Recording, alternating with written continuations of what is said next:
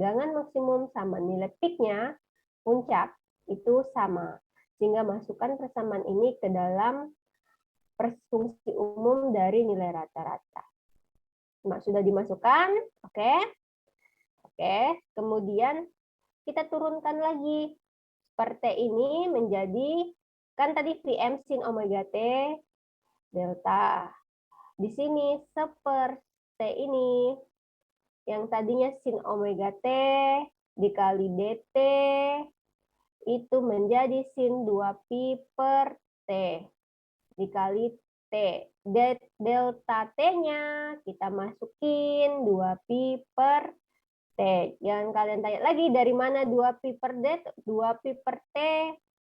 Kalian kan sudah belajar matematika teknik sama kalkulus untuk menurunkan persamaan-persamaan ini. Kita masukin persamaan VT-nya tadi, kemudian kita turunin lagi menjadi sin omega T ini jadinya apa? Omega T tadi untuk mencari persamaan radian sin omega benar ya, omega T.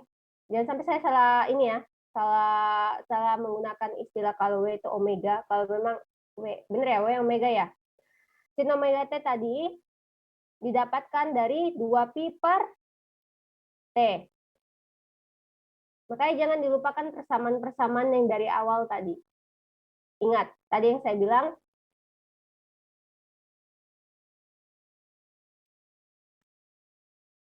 untuk mencari radian atau nilai-nilai sin ini, sin dari omega T ini didapatkan dari 2pi per T. Oke?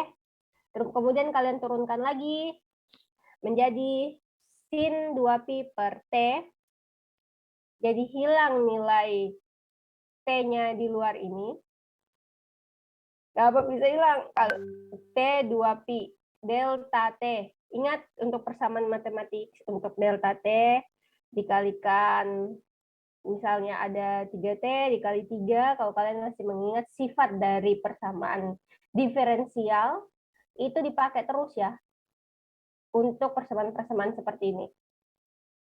Jadi, kalian jangan bingung-bingung, loh ini sin omega T kok bisa berubah menjadi 2pi per T, tadi lihat, untuk mencari nilai radiannya seperti apa. Yang di awal, slide kedua. Ini nggak mau nih.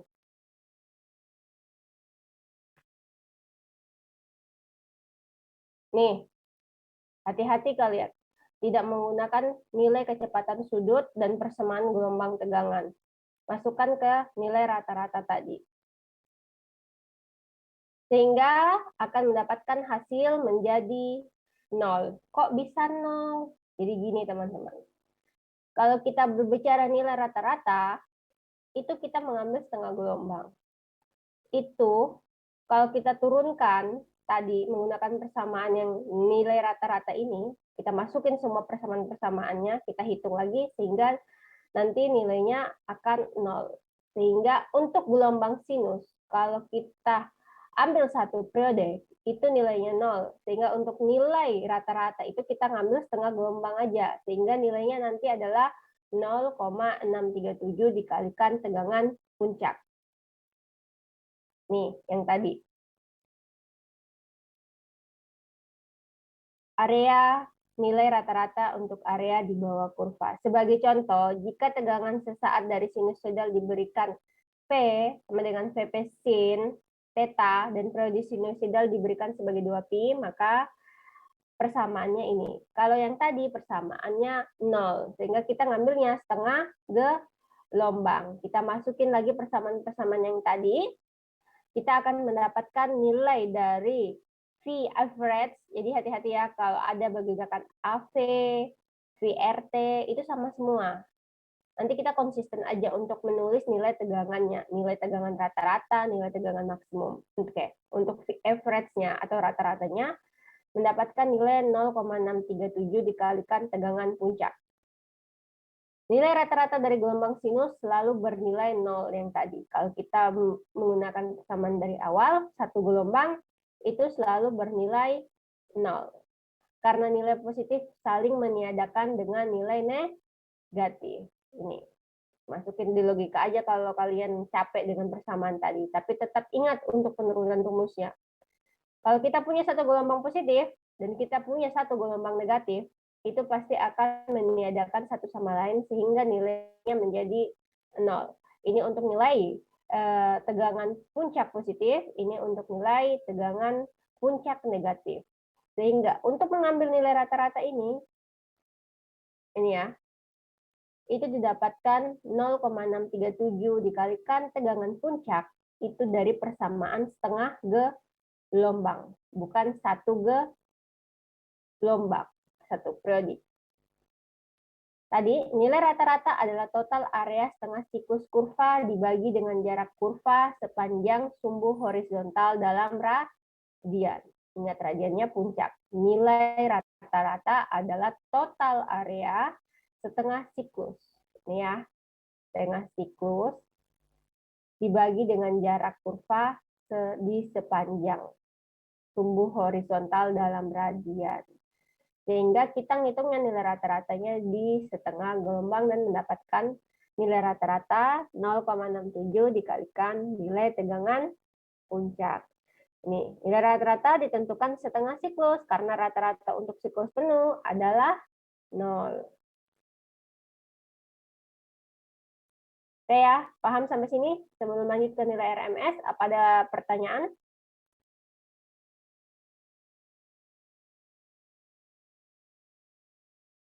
Jangan sakit kepala. Itu untuk persamaan-persamaan gelombang sinusoidal. Itu masih sederhana ya dilihatnya. Oke, lanjut ya ke nilai RMS. Kalau nggak ada. Nah, nilai RMS atau nilai efektif atau root mean square. Kembali lagi. Kalau misalkan gelombang tegangan sinusoidal menggunakan persamaan yang tadi lagi, kembali nilai tegangan maksimum dikalikan sin omega T.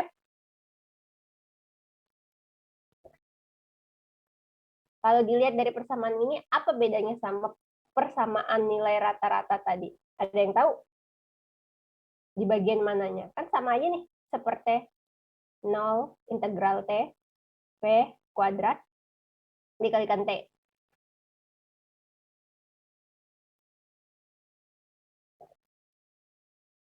Ada yang tahu nggak? Akarnya, Bu. Apa? Di akarnya. Akar. Selain akar, kuadratnya. Tadi, untuk nilai rata-rata tidak ada kuadrat sama akar. Ingat root mean square. Square. Bahasa Inggris loh. Ingat ya. Saya mau tanya, kalian kalau mengukur pakai multimeter, mengukur nilai tegangan, itu nilai apa ya? Nilai puncak, apa nilai rata-rata, atau nilai RMS? Ada yang tahu? Kalian punya multimeter kan? Kalian pernah ngukur kan? Ayo, apa? Nilai apa? Nilai rata-rata? Apa nilai puncak? Atau nilai RMS? Atau efektif? Kita pakai RMS aja ya, supaya nggak kebalik-balik RMS. Nanti saya biasa kira efektif itu rata-rata. Jadi RMS aja, root mean square. Yang mana?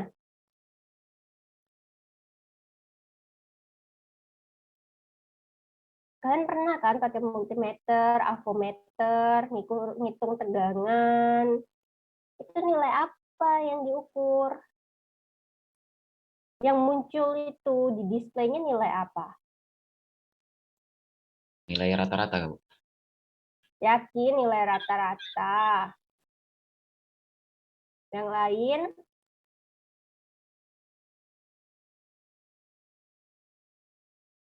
Saya nggak tahu yang lain ini gimana, tidur atau memang nyimak atau cuma iya-iya aja. Skip dulu kalau nggak ada yang bisa jawab. Skip ya, sehingga kalian bisa membedakan tadi nilai puncak, nilai rata-rata, sekarang nilai efektif. Nah, untuk nilai efektif, kan bentuk gelombangnya ini seperti ini nih.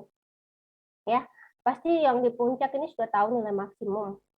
Nah, ini untuk nilai efektifnya. Gimana persamaan nilai efektif? Ya tadi, masukkan aja nilai ini ke dalam persamaan RMS square tadi. Oke? Nah, ternyata square-nya hilang. Benarkah square-nya hilang? Kalau diturunkan, ingat, jangan lupa untuk sin omega t-nya tetap dimasukkan. Kalau kalian tidak mau, kalau kalian merasa belum ekspres dalam menurunkan persamaan, masukkan aja satu-satu. Ya, seperti ini. Sudah dapat, ternyata square-nya hilang. Kok square-nya bisa hilang? Tapi di sini untuk nilai efektifnya jadi kuadrat. Jangan lupa sama persamaan-persamaan, sifat-sifat penurunan rumus, sifat diferensial, sifat square, akar, itu kalian harus ingat ya. Sehingga sehingga akarnya ya ditiadakan. Pindah ke sini dia jadi kuadrat. Oke, masih V pangkat 2, baru dimasukin nih nilai T-nya, Vm sin omega T. Jadinya masih seperti ini ya. Tapi tetap ingat, di sebelah sini tuh nilai V efektif kuadrat. Masuk, terus di sini bilang, sin kuadrat omega T itu nilainya seperti ini. 1 kurang cos 2 alfa per 2. Jadi kalian tuh jangan pernah lupa untuk sifat-sifat seperti sin, kosinus, tangan. Ini dipakai nih. Apalagi kalau berbicara kecepatan sudut di rangkaian listrik. Lanjut. Nilai-nilai yang tadi, masukkan. Terus kita turunkan. Saya tidak menjelaskan secara spesifik, karena saya tahu bahwa kalian sudah mempelajari sifat-sifat ini. Jadi bagaimana nilai 4Pi-nya bisa muncul? Jadi pelajari ini di luar kelas saya, sehingga kalian bisa ekspres dalam menurunkan persamaan untuk nilai root mean square untuk nilai tegangannya kalau nilai V maksimum dikalikan sin omega T. Ini untuk persamaan umumnya. Tapi kalau misalnya di sini Vm-nya saya ganti 2Pi, gimana? Ya, jadi ini dipelajari di luar kelas saya. Kalau kalian merasa tidak ekspres, kalau bagian sudah merasa lincah untuk matematikanya, ya tutup mata aja untuk mengerjakan seperti ini.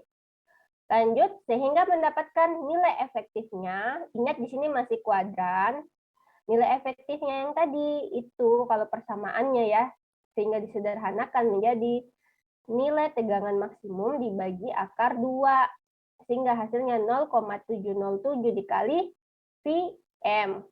Akar 2 memang 0,707 atau enggak? Coba tes. Saya juga tes deh. Mana kalkulator saya? Jangan lupa untuk mempunyai kalkulator saintifik ya. Benar nggak akar 2 nilainya 0,707?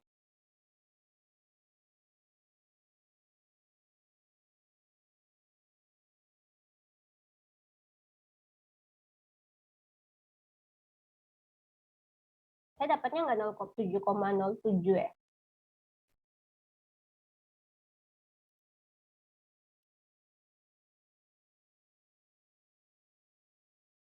Benar nggak?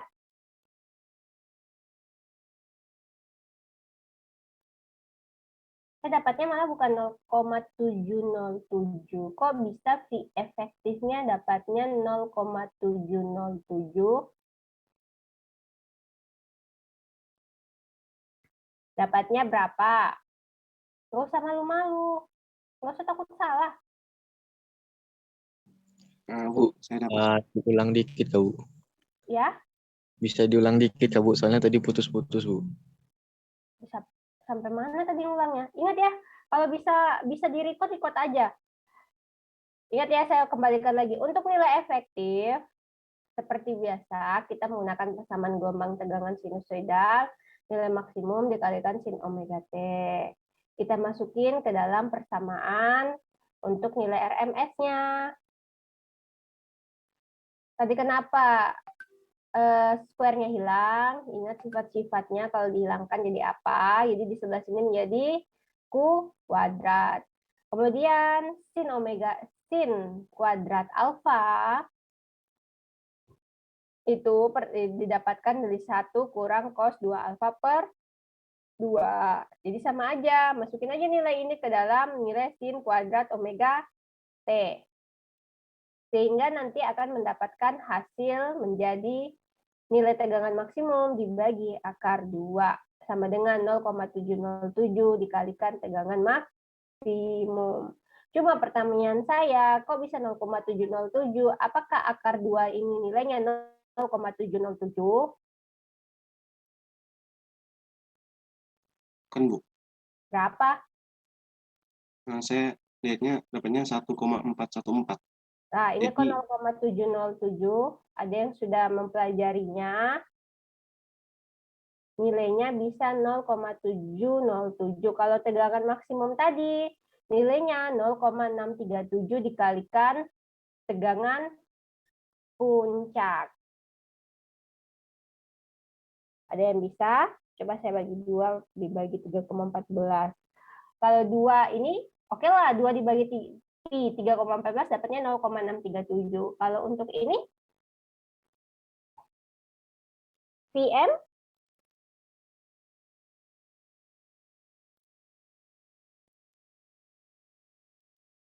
ya kan? Jadi kalian jangan mentah-mentah langsung menggunakan persamaan tersebut. Kalian lakukan pengujian dulu. Kalau nilai rata-rata udah benar nih, nilainya 0,637. Benar nggak?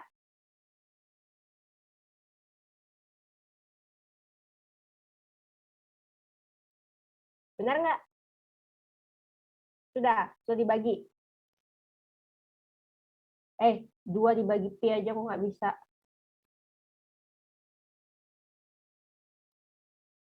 Berapa 2 dibagi Pi? 0,63, Bu. 0,636 bla bla bla bla sehingga menjadi 0,637. Ya, Iya, Bu. kalau ini kok bisa 0,707? Jadi itu Bu, kan di bawah itu ada akar 2. Di bawah Ya, itu nggak boleh akar 2, jadi bagian atas sama bawahnya dikalikan akar 2 gitu Bu. berapa jadinya VM dikalikan akar 2? Gimana? Coba kalian share screen untuk coret-coret aja. Kan bisa di bagian share screen yang whiteboard itu, coba. Jangan lama-lama kita di sini, makanya saya tidak terlalu lama untuk persamaan penurunan rumus seperti ini.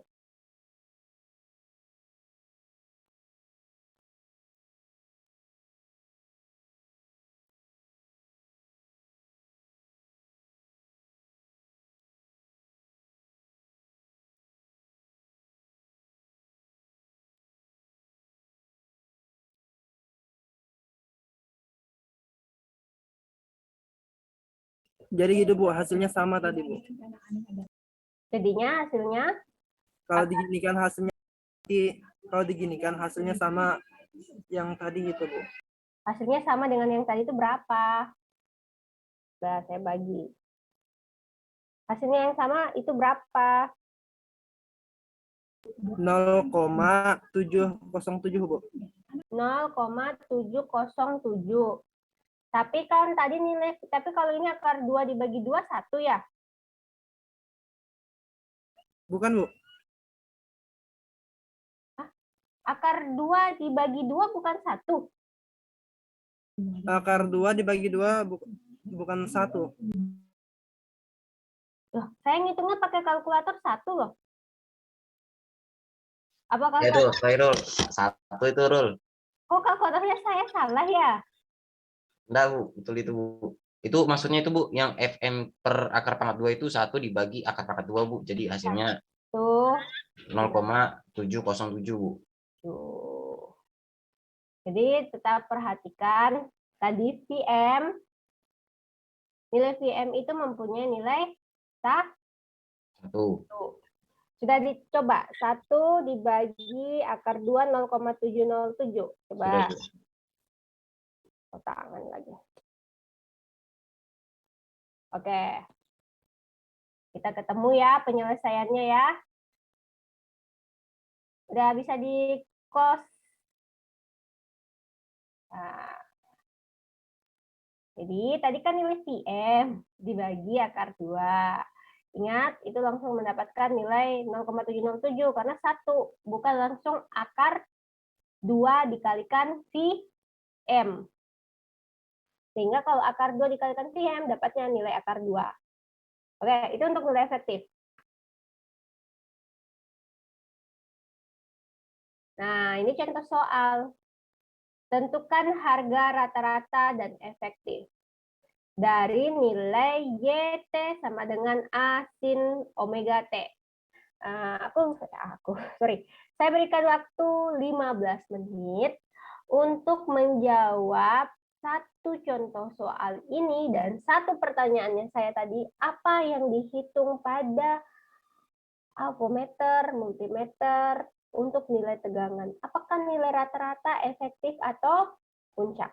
Jadi 2. Ini individu. Siapa yang bisa jawab? Kita langsung bahas. Oke, 1 dulu. 15 menit ya. Sudah di screenshot?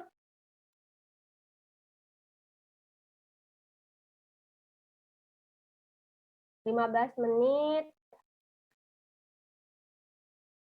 dari 8.16. Berarti kita selesai 8.31. Oke, ayo silakan.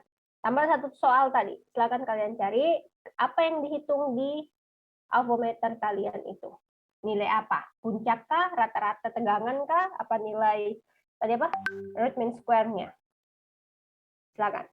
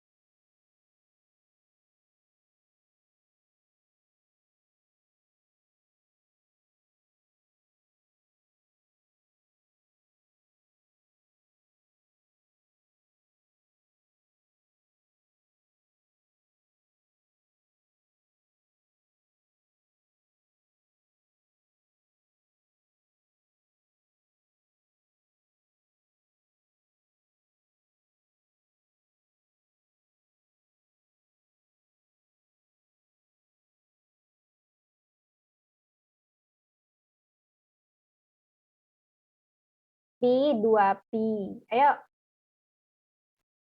Siapa? Masa nggak ada yang bisa?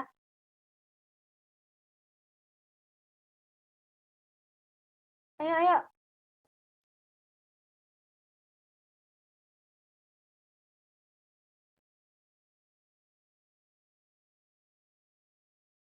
Siapa?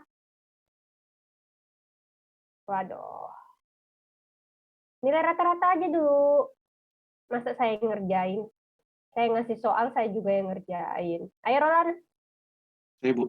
Ya. Bentar ya, Bu. Saya download dulu filenya, soalnya filenya masih di HP saya. Atau ini nggak apa-apa, yang share screen tadi, yang whiteboard tadi, kita gunakan aplikasi itu. Bisa kan?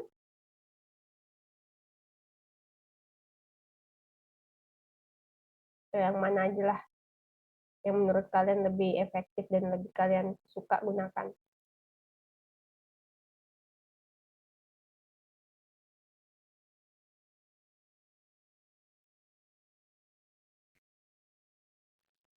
Ini sih, Bu.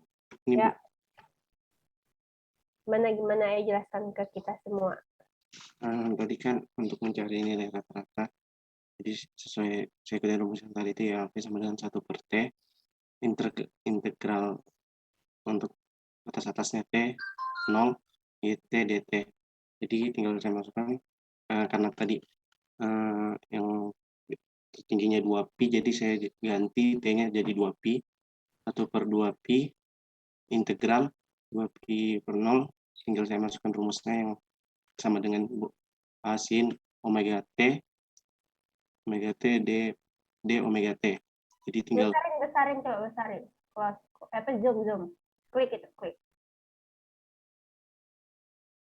Ya, tadi besar itu. Klik. Ya. Nah, kemudian lanjut. Ya, Bu. Sudah, ini kan sudah yang berikutnya, A-nya saya keluarkan jadi A per 2 pi. Kemudian ini min cos ini hasil integral dari sin. Sin jadinya min cos omega T, tinggal dimasukkan batas atas dengan batas bawah. Jadi terus selanjutnya yang ini A per 2 pi, tinggal saya ganti min cos 2 pi dikurang min cos 0 karena batas bawahnya 0. Jadi saya dapatkan A per 2 pi dalam kurung minus 1 tambah 1 sama dengan 0. Begini sih, Bu. Min cos 2pi itu nilainya 1 ya? Iya, Bu. Cos 2pi pasti sifatnya nilainya 1. Cos 0 juga 1 ya? Iya, Bu. Benar ya? Yang lain?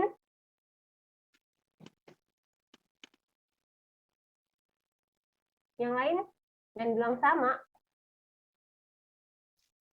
Di close aja dulu, di close. Close screen. Stop screen. Yang lain? Untuk nilai rata-ratanya?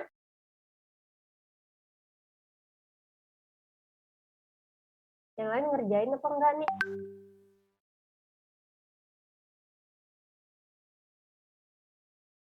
Wih. Ngerjain atau enggak? Kita masih ada banyak nih ya, masih banyak materi. Masa saya cuma nanya sama atau hasilnya berbeda, coba utarakan, nggak apa-apa. Jangan takut. Atau belum dapat.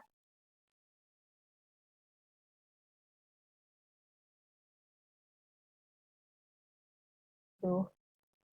Kayaknya kalian perlu dikasih banyak soal tentang ini deh. Masa saya cuma nanya bagaimana dengan yang jawaban kalian sama apa enggak hasil nilai efektifnya nilai rata-rata 0.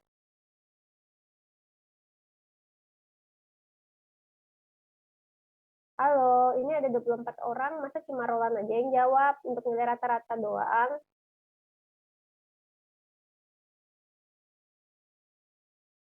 Untuk nilai efektifnya berapa, Roland? Belum. Belum, Ya. Bu. Masih setengahnya. Aduh, 15 menit tidak cukup. Ingat, ini cuma satu contoh soal. Gimana kalau kalian nanti UTS nanti ngerjain soal-soal kayak gitu? Itu baru satu bentuk soal ya. Saya nggak tahu nih, kalian enaknya diapain. Jangan menghabiskan waktu yang hanya 15 menit jawab nilai rata-rata. Ini kalau ini nggak ada sama sekali. Untuk pertanyaan saya yang tadi gimana? Untuk di multimeter itu yang diukur tuh yang tertera ukurannya itu nilai apa? Rata-rata efektif atau nilai rata-rata efektif atau puncak? Efektif, Bu. Apa? Efektif, Bu. Efektif. Why? Bukan puncak, bukan rata-rata.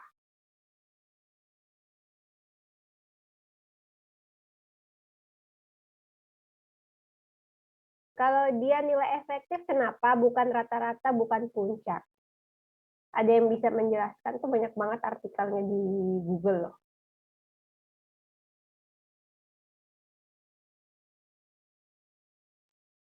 Nih, saya kasih satu explanation. Kalau nilai puncak, dia selalu berada di puncak gelombang sinusoidal. Itu nilai peak ya. Ingat, dalam nilai arus dan tegangan, ada yang dibilang nilai kontinu sama nilai maksimum.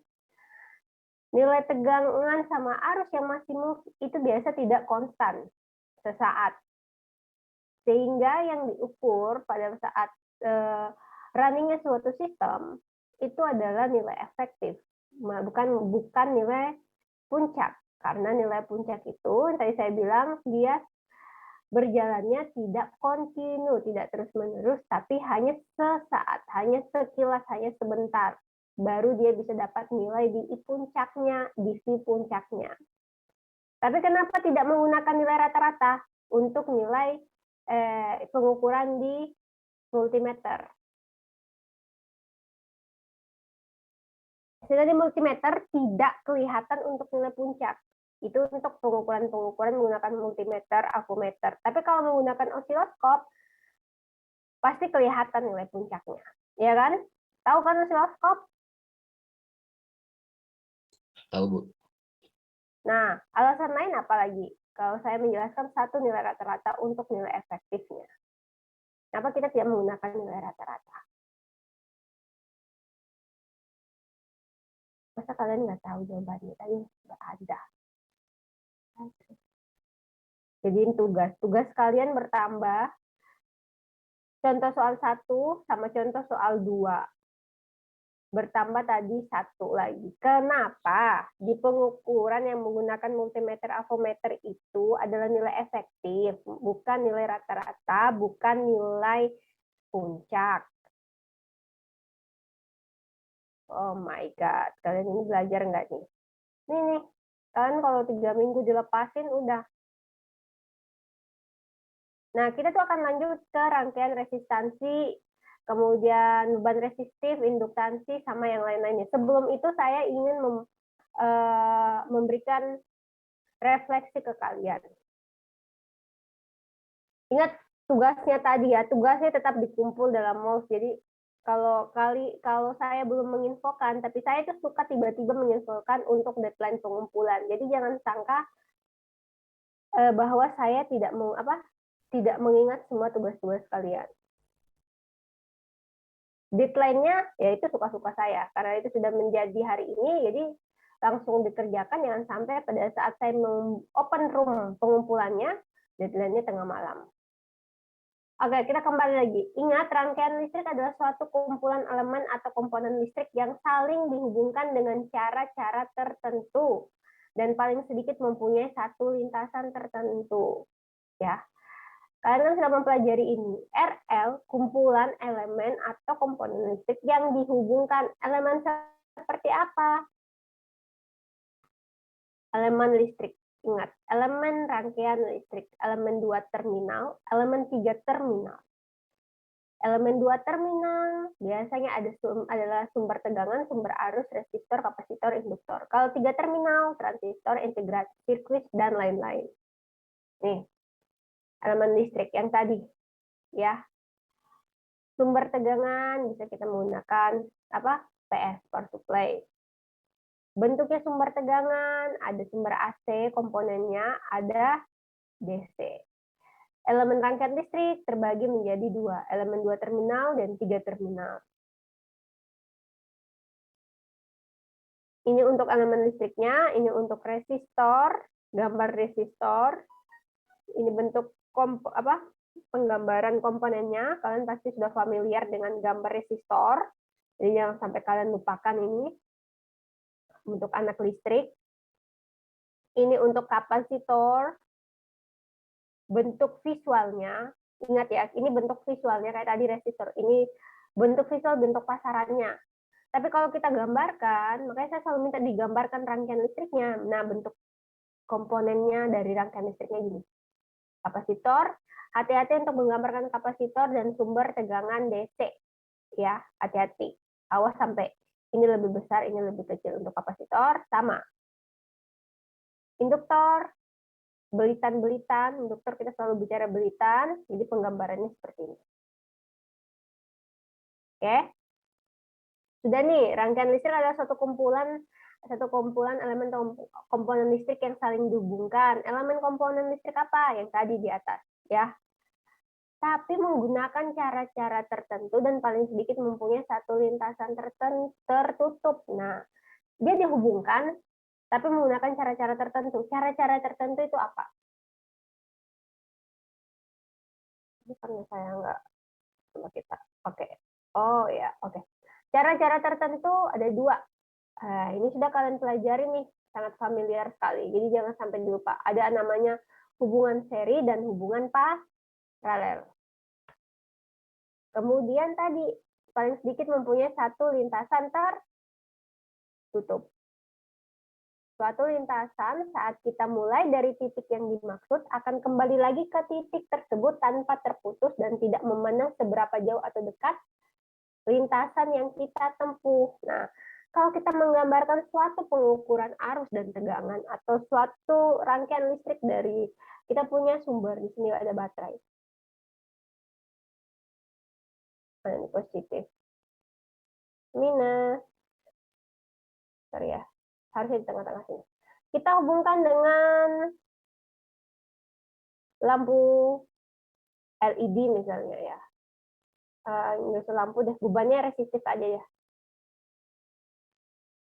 Sorry ya, sorry jelek. Nah, lintasan tertutup. Lintasan di mana saat kita mulai dari titik yang dimaksud akan kembali lagi ke titik tersebut tanpa terputus, ya, lintasan tertutup, dan tidak memandang seberapa jauh atau dekat lintasan yang kita tempuh. Jadi kalau lintasan tertutup, dia tidak memandang seberapa jauh sirkuitnya, lintasannya. Yang penting dia mulai dari sini dan dia akan kembali lagi ke titik tersebut dan tanpa terputus. Itu adalah sebuah definisi dari rangkaian listrik. Jadi kalian sudah punya gambaran untuk membuat gambar rangkaian listrik dari sistem yang kalian rencanakan, yang kalian buat.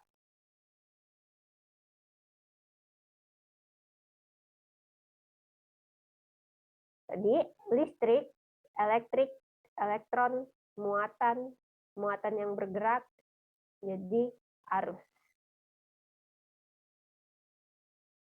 Oke, saya rasa ini sudah kalian dapatkan. Tadi itu cuma sebuah refleksi buat kalian agar kalian tuh paham yang kita pelajarinya apa, rangkaian listrik yang kita pelajari, elemen-elemen, kita pelajari hubungan seri paralel, tapi kita juga mempelajari dalam rangkaian listrik. Kemarin ada sistem, kemudian ada bentuk dari sebuah gelombang. Nah, sekarang kita masuk ke gelombang sinusoidal. Secara spesifiknya nih, gelombang sinusoidal sudah, tapi ingat dalam gelombang sinus kita juga ada pembahasan, kan tadi pembahasannya arus dan tegangan, kemudian ada pasor. Nah, sebelum kita masuk ke pasor, kalian juga harus memahami rangkaian resistansi. Karena ini basic konsep juga sampai ke depan-depannya kalian mengambil misalnya mata kuliah untuk ketenaga listrikan. Salah satunya pasti kalian akan berhubungan terus dengan tadi, mulai dari gelombang sinus, rangkaian ini, induktif, resistansi, dan kapasitansi. Kita masuk dulu di sini ya, masih 8.46, masih 15 menit lagi lah sebelum kita selesai. Rangkaian resistansi berarti kita akan berbicara ada namanya komponen resistor di dalam sini, ya. Merupakan rangkaian daerah frekuensi dengan sumber tegangan yang tegangannya dapat berupa nilai maksimum atau nilai efektifnya. Begitu juga arus yang mengalir dapat berupa nilai maksimum atau nilai efektifnya. Ini adalah bentuk dari nilai gambar rangkaian resistansi dengan sumber AC. Yang ini kemudian ini untuk nilai arusnya, ini untuk nilai V-nya. Sama seperti tadi, kalau Vt sama dengan Vm sin omega T, kali ini kita akan berbicara untuk nilai R-nya dikalikan IM-nya. Jadi tentu kan persamaan untuk menghitung nilai V itu R dikalikan I. Benar nggak hukum Ohm-nya? Gimana guys? Benar nggak hukum Ohm tuh, segitiga Ohm tuh?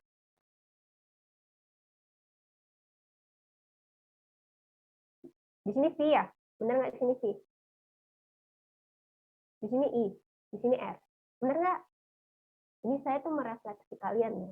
Jangan sampai Kalian iyain aja padahal saya salah menyebutkan persamaan, itu tolong dibenarkan. Benar nggak guys? P sama dengan I kali I kali R, Bu. R. Benar nggak? Betul, Bu. Benar loh ya, jangan sampai saya salah, kalian iyain aja. Jadi ingat hati-hati dengan segitiga, bukan segitiga bermuda ya, segitiga dari hukum Ohm ini. Karena kita berbicara rangkaian resistansi, sehingga nilai arusnya akan dikalikan dengan nilai R-nya. Nah ini ya, di mana nilai V nggak besar ya, sorry.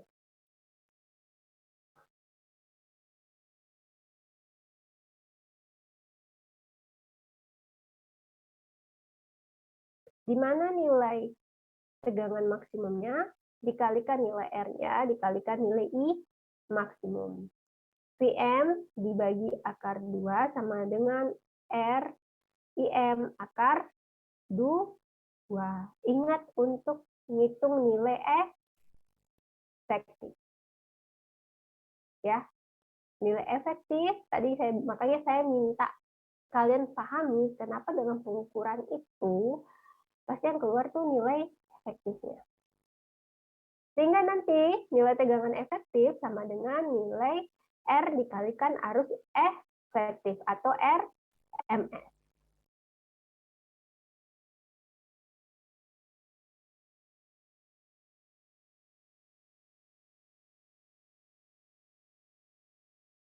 Terlihat di sini gelombang, tegangan, dan arus sinusoidal pada resistansi.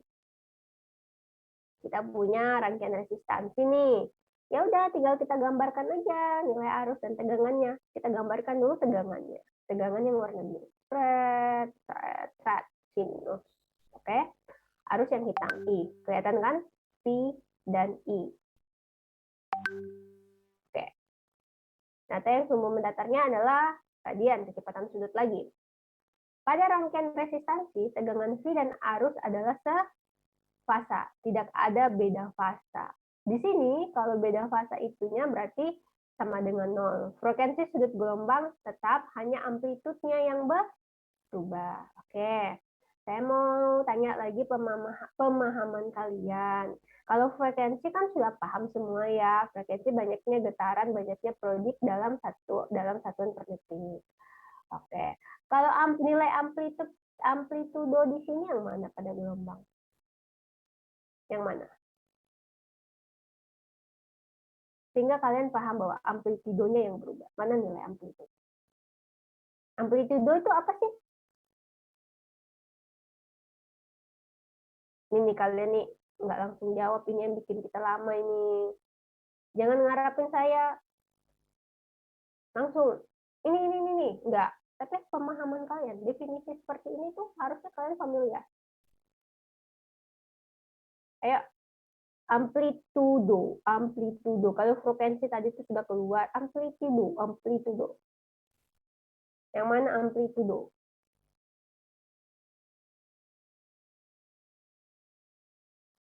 Yang V, Bu. VM, Bu. Yang mana? Oh, Yang nggak V, Bu. bisa share screen. Yang mana amplitudenya? Yang V, Bu. Ini V. Iya. Berarti I bukan amplitud. Nggak ada amplitud di gelombang I.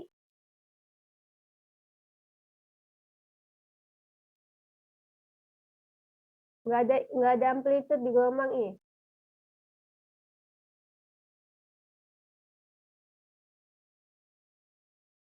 Ada, Bu. Makanya saya tanya, amplitudo itu apa sih?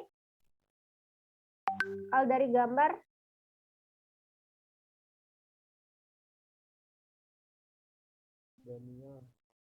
Jarak terjauh dalam gelombang jarak terjauh dalam gelombang itu yang mana ke mana?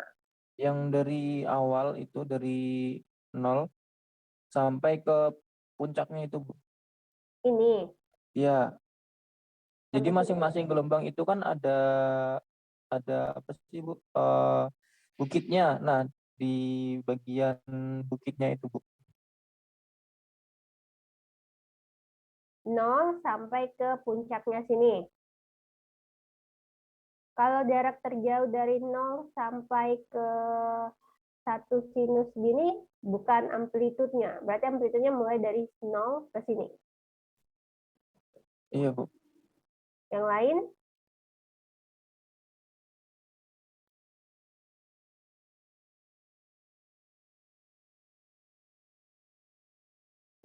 Ini amplitude nih. Berarti di gelombang ini juga punya amplitude gitu. Ketinggian gelombang, Bu. Tinggi gelombang ke amplitude itu bukan jarak terjauh dari apa tadi? Jarak terjauh dari Titik 0. titik 0. Yang lain ada tinggi gelombang. Kira-kira amplitude punya persamaan nggak? Kalau frekuensi kan punya. Amplitude punya nggak?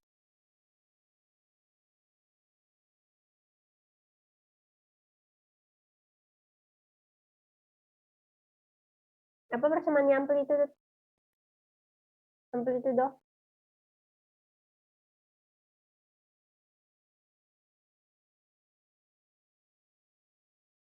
Wah, jika kalian dipertanyakan. Kita ambil simpelnya aja lah. Oke, frekuensi sudut gelombang tetap, hanya amplitudenya yang berubah. Berarti frekuensinya berulang terus tetap, tapi nilai amplitudenya arus sama tegangannya berbeda. Coba kalian lihat, nilai arus puncaknya sama V puncaknya kan berbeda. Jadi sehingga didapatkan bahwa nilai gelombang, tegangan, dan arus itu sama, tapi sefasa alias tidak ada beda fasa. Kalau digambarkan dalam bentuk apa nih? Skala apa sih istilahnya kemarin?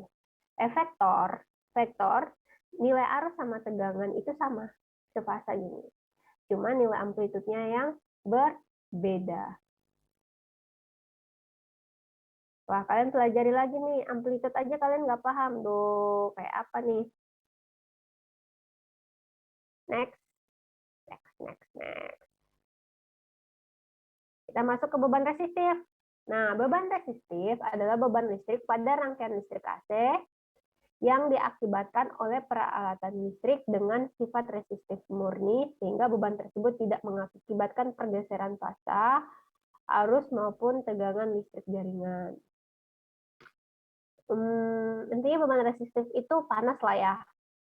Nah, di sini resistor bersifat menghalangi aliran elektron yang melewatinya dengan jalan menurunkan tegangan listrik yang mengalir sehingga mengakibatkan terkonversinya energi listrik menjadi panas. Gimana ya? Oke, ini ada sumber AC nih, ya. Sumber AC, kemudian kita punya beban resistif. Nah, kalau arus yang mengalir masuk ke dalam sini, dia masuk tetap, tapi dia mempunyai hambatan, namanya juga resistor hambatan. Kenapa? Ini berkelok-kelok. Dari gambarnya aja, arus yang masuk ke dalam sini pasti tidak semulus pada saat dia melewati sebuah sirkuit dibandingkan pada saat kalau dia sudah melewati sebuah beban. Kalian bisa lihat aja masuk dalam sebuah penggambaran ini. Sehingga yang tadinya belum panas, sehingga energi listrik yang melewatinya itu nanti akan menjadi panas karena punya hambatan-hambatan ini, berkelok-kelok ini. Itu untuk nilai arus, sama juga untuk tegangan. Cuman gini, sifat resistif murni yang tadi, beban tersebut itu tidak mengakibatkan pergeseran fasa arus maupun tegangan. Kenapa? Karena sifatnya dia arus masuk, tegangan masuk sama, cuman dia tidak menghambat untuk dialirkan, tetapi dalam proses yang tidak secepat pada saat di sirkuit. Dan terjadinya lah konversi menjadi panas. Jadi beban-beban resistif ini contohnya di mana? Ada yang tahu untuk beban resistif contohnya pada peralatan listrik apa?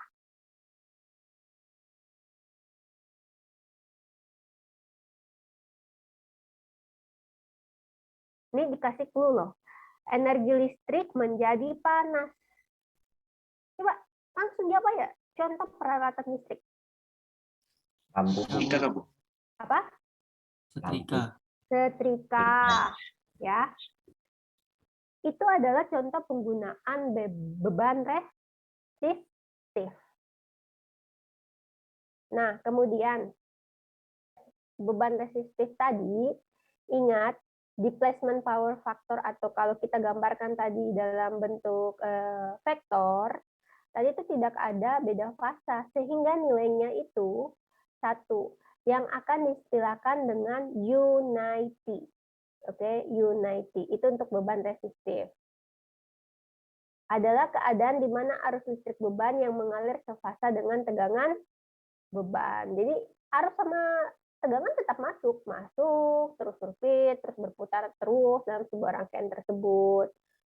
Sehingga sudut fasanya 0 derajat. Jadi tidak ada pergeseran fasa di situ. Cos cos theta sama dengan 1. Nih, bentuk gelombangnya seperti ini. Ini untuk yang merah tadi sama, tegangan, karen yang arus, itu sama. Jadi tidak ada perbedaan fasa kalau kita lihat dari bentuk gelombangnya. Yang berbeda hanya nilai amplitude-nya.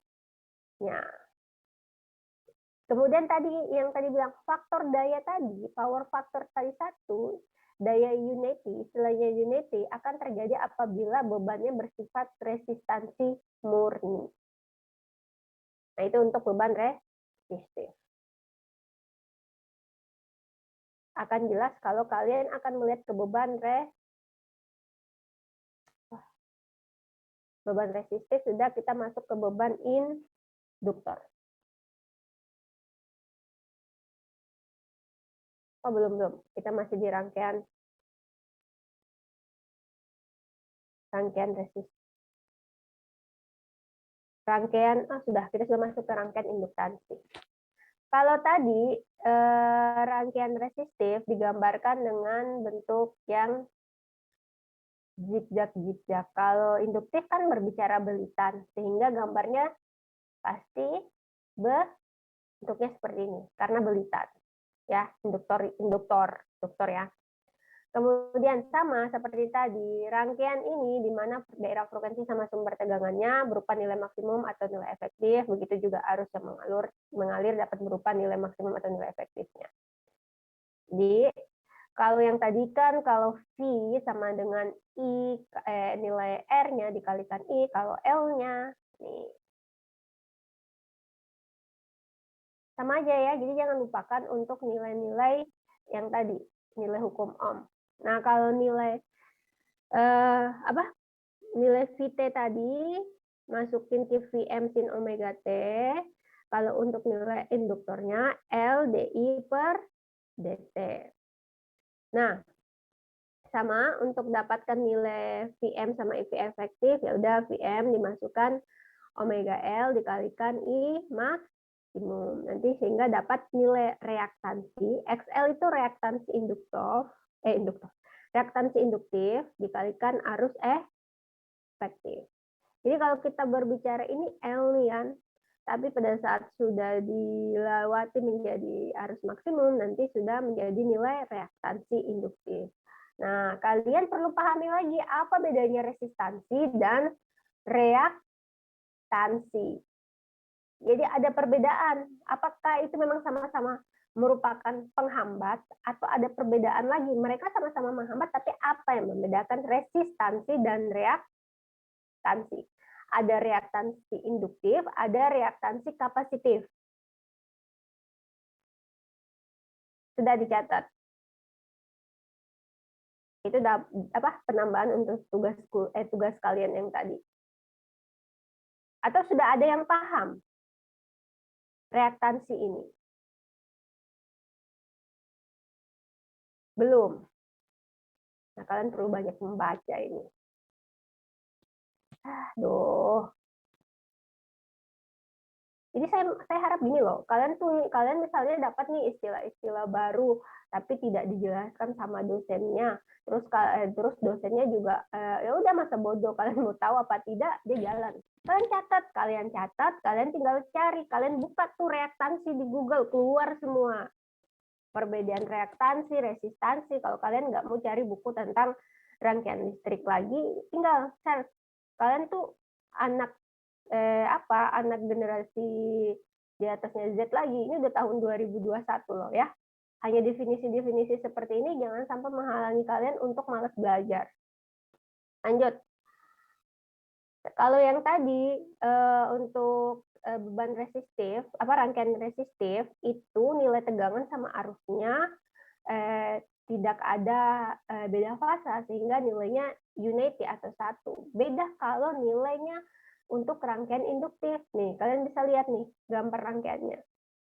Kalau untuk induktif, nih V-nya lebih duluan dibandingkan I-nya. Sehingga pada saat digambarkan dalam bentuk vektor, nilai V-nya 90 derajat, terus perbedaannya ya, beda fasanya 90 derajat dibanding ke arusnya. Kok bisa? Nih kita cari ceritanya. Ini contoh visual dari induktor ya. Jadi jangan sampai kalian gagal paham untuk induktor. Induktor ini lumayan mahal juga ya, dan lumayan sulit kalau kalian dari STM sudah pernah melilit atau pernah mempelintir-pelintir ini lumayan sulit. Dan ini juga termasuk komponen yang sangat bermanfaat untuk sebuah peralatan listrik. Pada trafo, terus pada stiker-stiker ya, kalau yang secara kalian paham itu kan ada di situ belitan-belitan. Apa fungsinya belitan-belitan ini? Sehingga kalian itu harus membedakan yang mana induktor, yang mana kapasitor. Oke, kita masuk.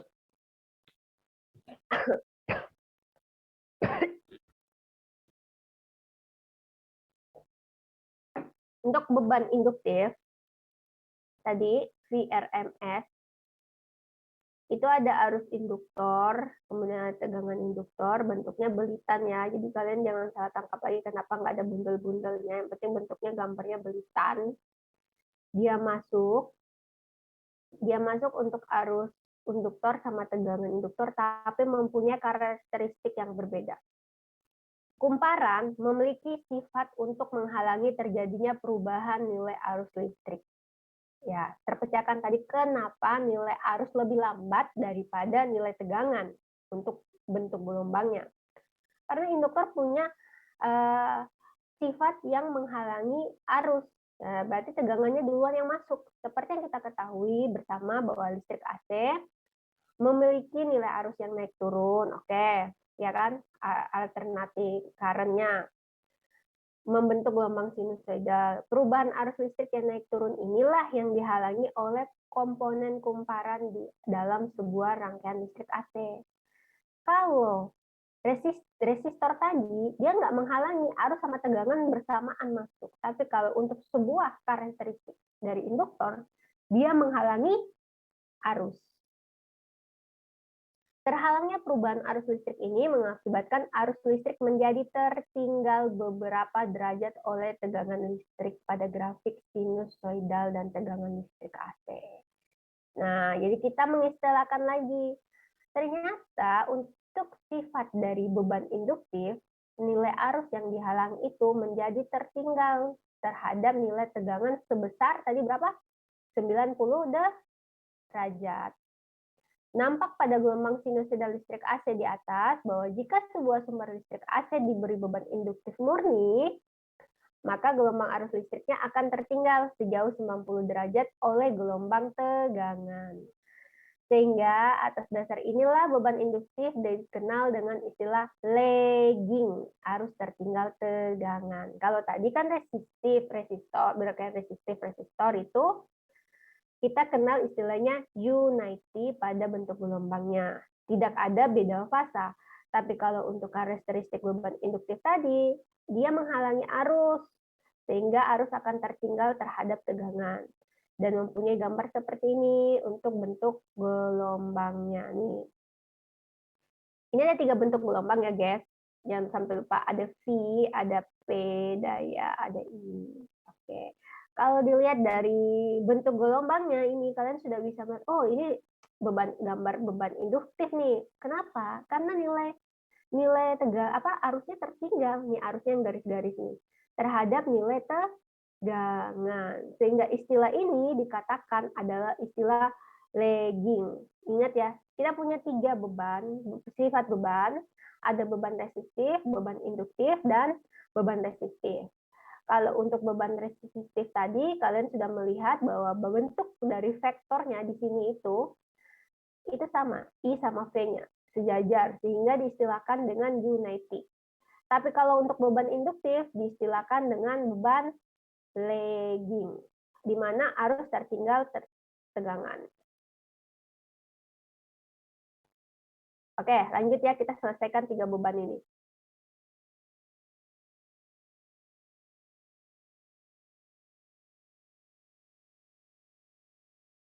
Kita masuk ke rangkaian kapasitansi.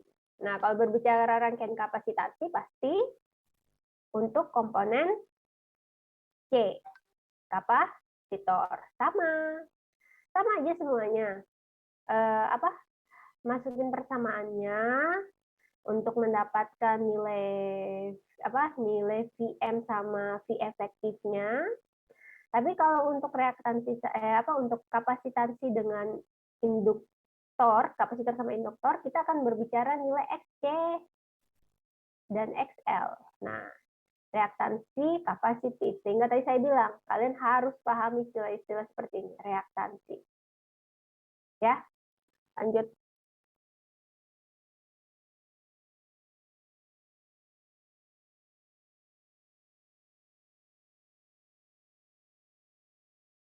Nih, bentuk rangkaian kapasitansi. Bedanya, kalau tadi induktansi,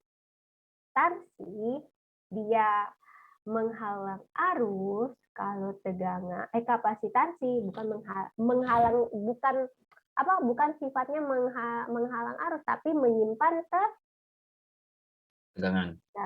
Ya kan, kalian sudah paham kan?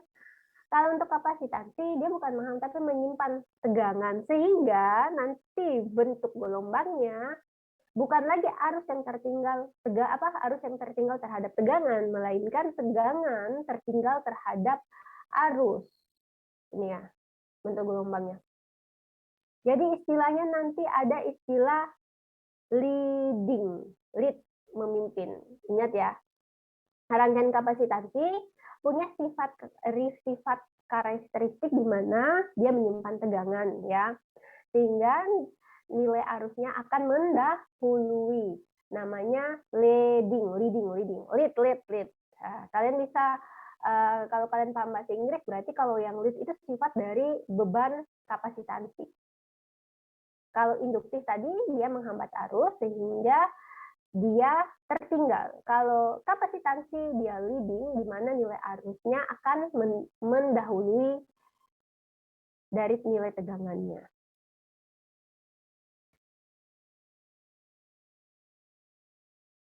Ini untuk beban kapasitansi. Oke? Ada pertanyaan? Sebelum masuk ke contoh soal? Bu, permisi, Ya. Bu.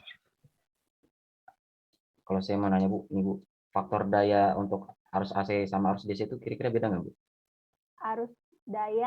Faktor daya dari Untuk arus AC sama DC itu kira-kira beda nggak, Bu? arus AC sama DC. Kita cari tahu dulu, apa sih power factor itu? Displacement power factor. Ya itu, Bu, yang ini, Bu. Kalau kita berbicara AC sama DC itu kan tergantung dari sumbernya yang masuk ya. Oke. Kalau faktor daya itu beda sama Cospi. Hati-hati. Sama apa beda? Nah, itu yang saya tanyakan, Bu. Yang saya tanyakan itu, Bu. Faktor daya perbaikan. Kalau untuk DC kira-kira punya faktor daya apa enggak? Mari kita cari sama-sama. Saya takutnya kalian tidak paham dari faktor daya dulu. Faktor daya apa dulu? Itu dulu, definisi dari faktor daya. Silakan cari semua dulu. Definisi faktor daya. Jadi saya orangnya tipenya nggak langsung menjawab punya apa enggak. Kenapa? Karena saya ingin tahu kalian paham dulu apa itu faktor daya.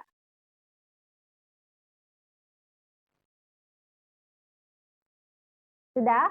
Sudah cari? Sudah, Bu. Itu perbandingan antara daya aktif dan daya semu, Bu.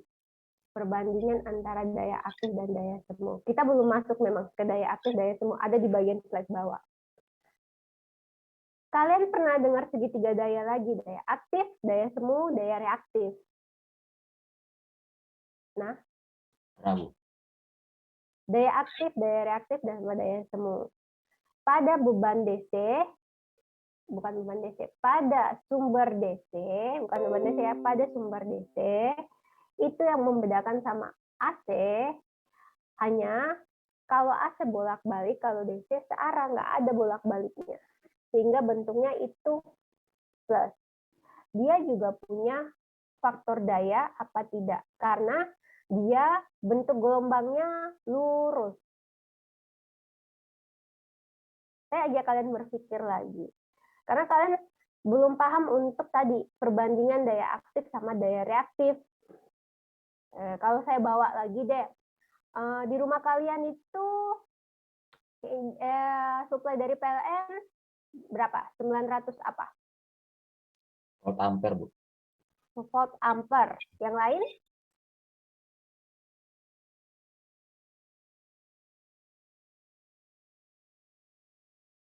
VA, apa 900 var, apa 900 watt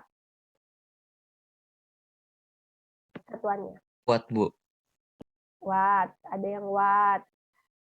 Kalau 900 var,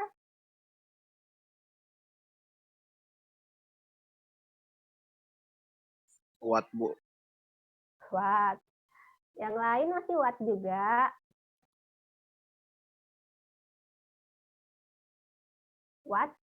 Ayo dibaca aja, buka Google 900 watt atau 900 VA atau 900 var.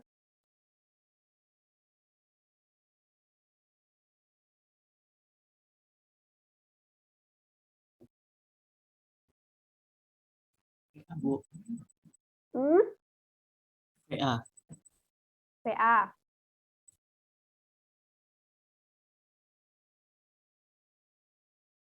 VA. Ya, Bu. Ingat ya, untuk segitiga daya, nanti saya akan jelaskan di bawah perbedaannya itu tadi daya reaktif, daya semu, sama daya aktif. Kalau daya aktif, kalau nggak salah tuh satuannya watt, kalau nggak kebalik ya.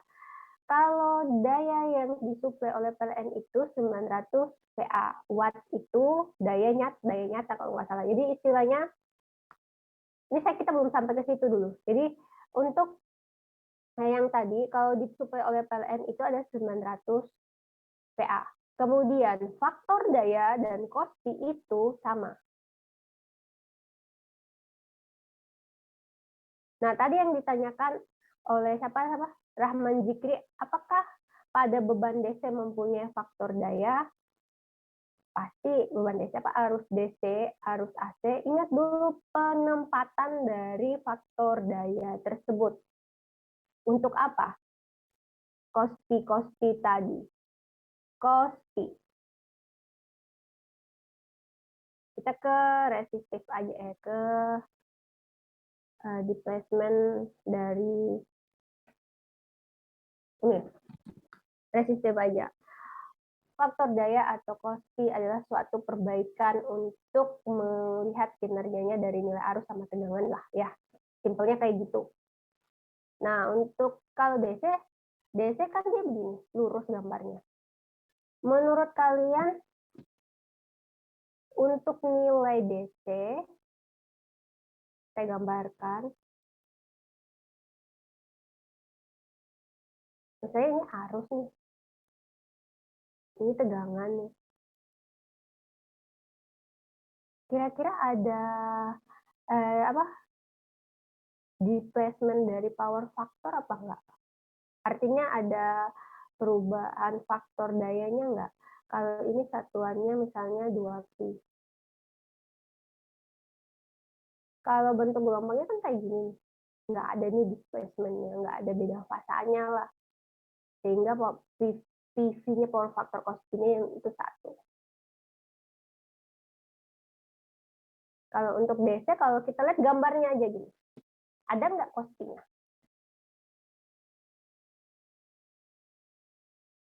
Ada nggak?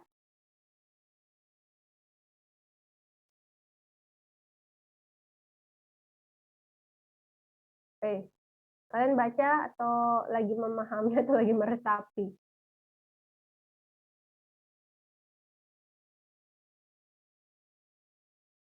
Yuk. Faktor daya. Bisa dikatakan sebagai tadi katanya perbandingan antara daya aktif sama reaktif. Nah, ini saya gambarkan bentuk gelombang dari tegangan DC itu kayak gitu.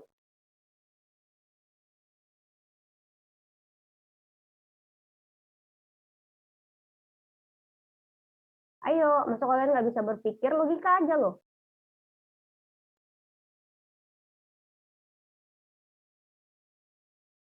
Yuk. Berarti kalau lurus gitu tidak ada yang bisa dibandingkan dong. Nggak ada yang bisa dibandingkan, sama aja kayak tadi. Kalau resistif itu yang berbeda itu hanya nilai amplitudenya. Kalau ini amplitudenya kelihatan juga nggak? Ini V.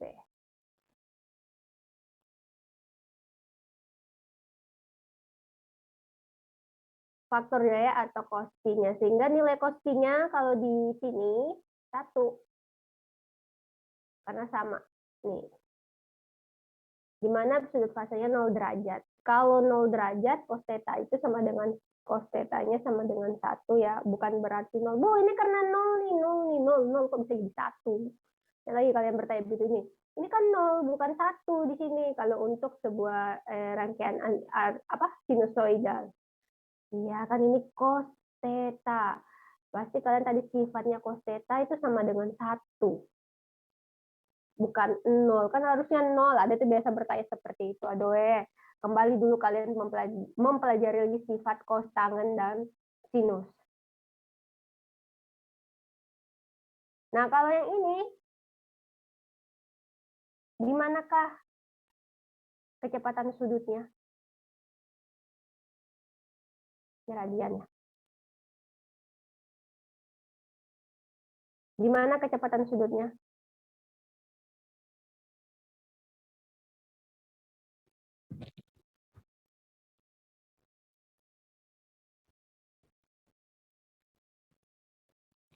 Nah, kalian mulai pusing kan? Kalau saya kasih clue, untuk arus tegangan DC itu juga punya cos-pi, tapi saya tidak ingin langsung bilang iya punya cos-pi. Kalian harus punya cerita kenapa sampai bisa punya cos-pi seperti tadi. Kenapa sifatnya bisa 1? Kemudian rangkaian induktor juga bisa istilahnya lagging, terus kapasitor lagging. Itu punya cerita masing-masing ya. Kalau tadi untuk induktor dia menghalangi arus. Nah, kalau kapasitor dia menyimpan tegangan sehingga arusnya mendahului. Nah, jadi pelajari dulu satu-satu, oke? Sehingga tadi saya belum masuk ke segitiga daya, jadi tidak bisa untuk kalian memahami lebih spesifik untuk segitiga daya. Sedangkan power factor cos sama dengan cos pi itu berbicara untuk nilai segitiga daya. Nah, untuk Andi Rahman Jikri, kalau kamu mau nanyakan itu ada apa enggak, itu pasti ada pengaruhnya. Ada costingnya berpengaruh, tapi kita lihat dulu apakah pengaruhnya sama dengan kalau kita menggunakan sumber AC. Karena kita rata-rata di Indonesia menggunakan sumber AC untuk menyuplai. Sehingga power factor atau correction dari cos-pi itu mempengaruhi kinerja dari penyuplaian energi listrik. Semakin besar, cos-pi yang paling bagus berapa sih? Cos-pi yang paling bagus? 1, Bu. 1. Cos-pi yang paling bagus itu adalah 1. Di bawah 1 kita bisa memperbaikinya. Salah satunya dengan menambahkan apa? Kapasitor bank. Oke, itu salah satunya untuk Untuk memperbaiki kapasitor Kospi. Ya udah deh, nggak apa-apa deh masuk di sini. Duh, udah 9:30. Kalian kok nggak bilang-bilang? Oh ya Bu, sudah Bu, waktunya Bu, 9:20 Bu. Untuk saya melanjut-lanjut aja. Jadi ingat tadi ya, kalian pahami dulu tadi reaktansi, pelajari lagi apa tuh power factor. Ingat power factor sama Kospi itu sama aja. Ya, tapi kalau kita berbicara power factor sama Kospi-nya, itu kita akan berbicara di segitiga daya dalam penyuplaian energi listrik. Nanti kita bahas itu. Tapi karena untuk rangkaian listrik, kita cuma membahasnya sebentar aja. Itu nanti akan masuk di mata kuliah lain. Sehingga kalian harus memahami istilah-istilah tadi. Reaktansi kapasitif, reaktansi induktansi, apa bedanya dengan resistansi. Ya, itu sudah kalian catat. Nanti saya akan open pengumpulan ruangan, open pengumpulan tugas dalam ruangan MOS. Saya suka-suka hati deadline-nya, dan saya tidak menerima alasan apapun. Kalau saya sudah buka, ya udah buka aja. Jadi jangan mengabaikan tugas-tugasnya. Oke? Saya kira sudah 9:23, mungkin saya tutup aja, karena kalian masih ada mata kuliah lain. Ya kan?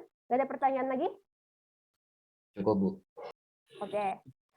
Kebetulan kayak tadi, kayak ada power factor Kospi, dicarikan aja definisinya, segitiga daya, daya aktif, sama daya nyata, carikan. Jadi pada saat saya menjelaskan, kalian sudah memahami. Jadi enak nanti kalian pemahamannya. Saya yakin pada saat saya menjelaskan seperti tadi, kalian masih A.